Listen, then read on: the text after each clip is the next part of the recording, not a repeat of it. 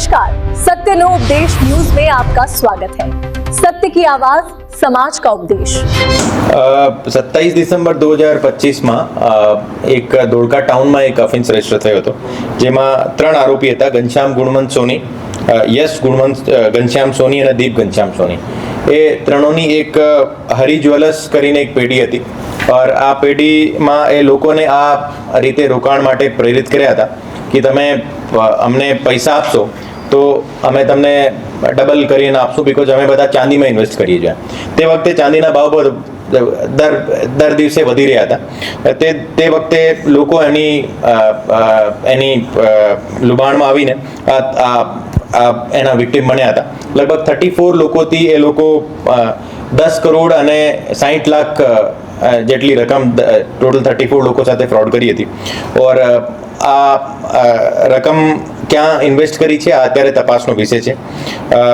આ તપાસની સેન્સિટિવિટીને લઈને તપાસ જે છે આ ધોળકા ટાઉનથી એલસીબીમાં ટ્રાન્સફર કરવામાં આવી છે. ઓર એલસીબી દ્વારા 2 આરોપીઓને અત્યારે પકડવામાં આવ્યા છે. ઓર આ પકડ્યા પછી એની જીપીઆઈડીની સ્પેશિયલ કોર્ટમાં એમને રજૂ કરવામાં આવ્યા ઓર એને 5 દિવસની રિમાન્ડ મળી છે. અને રિમાન્ડ મળ્યા પછી અત્યારે અમારો જે તપાસનો મુખ્ય વિષય છે કે જે 10 કરોડ અને 60 લાખ રૂપિયા છે એ લોકો ક્યાં ઇન્વેસ્ટ કર્યા હતા, એની સાથે સાથે બીજો કોઈ એની સાથે કોઈ ઇન્વોલ્વ છે કે નથી, આ તમામની તપાસ અત્યારે ચાલુ છે. એની ઘરની જડતી, એની પ્રોપર્ટીની ડિટેલ્સ, એના જે પણ ઇન્વેસ્ટમેન્ટની ડિટેલ્સ, તમામ વસ્તુઓની ચકાસણી અત્યારે ચાલુ છે. એને જીપીઆઈડી એક્ટમાં જે અટેચમેન્ટ ઓફ ધ પ્રોપર્ટીની જે કલમ છે એને આધારે આગળની કાર્યવાહી કરવામાં આવશે છે.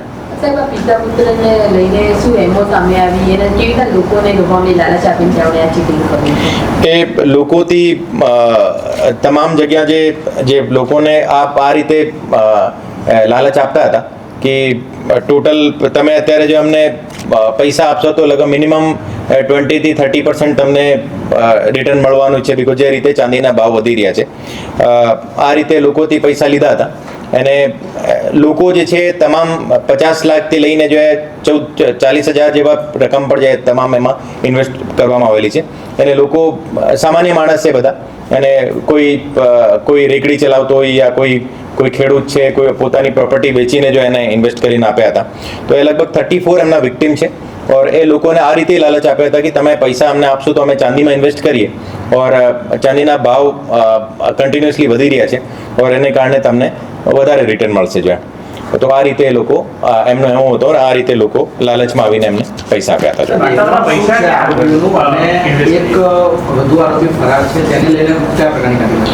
એ જે આરોપી જે છે, આરોપીની હરી જ્વેલર્સ નામની એક ધોળકા ટાઉનમાં એક એની પેઢી હતી, જ્વેલર શોપ છે ઓર વર્ષોથી ત્યાં છે.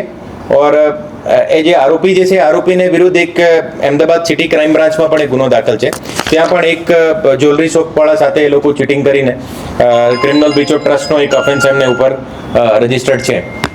એની પણ તપાસ અત્યારે ક્રાઇમ બ્રાન્ચમાં ચાલુ છે. આટલા બધા પૈસા ક્યાં કરે લોકોએ રોકાણ કર્યા કે કઈ રીતનું ચીટિંગ કર્યું? કારણ કે જે સમયે ચાંદીના ભાવ વધ્યા હતા તે સમયે લોકો સાથે આ રોકાણ કરાવ્યું, તેમાં લોકોના પૈસા ડૂબી ગયા છે. શું હકીકત સામે આવી? ખરેખર એ લોકો જે છે, મતલબ તે વખતે પોતાની પાસે જે પણ એમની સેવિંગ હતી યા પછી પ્રોપર્ટીનું વેચાણ કરીને એ લોકો પૈસા એમને આપ્યા હતા. ઓર એ લોકોને આ રીતે કીધું હતું કે હું આ બધો ઇન્વેસ્ટમેન્ટ તમે ચાંદીમાં કરશું. ઓર લોકોને આ કીધું કે તમે યા તો તમે મારાથી ચાંદી લઈ લીજો યા પછી તમારા પૈસા લઈ લીજો.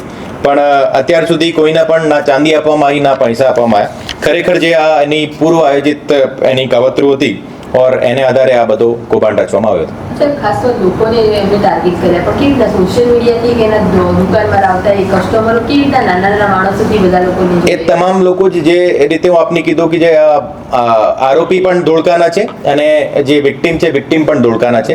તો એકબીજાને બધા ઓળખતા હોય. ઓર એના નાનો એ બધા ગ્રાહક પણ હતા એમના. નાની ખરીદી એનાથી કરતા હતા. ઓર એને આધારે એનો આપસમાં એમનો રિલેશન હતો, એકબીજાને ઓળખતા હતા. ઓર તે આધારે એ લોકો પૈસા આપ્યા હતા. ઓર પછી આ રીતે એના સાથે કૌભાંડ થયું છે.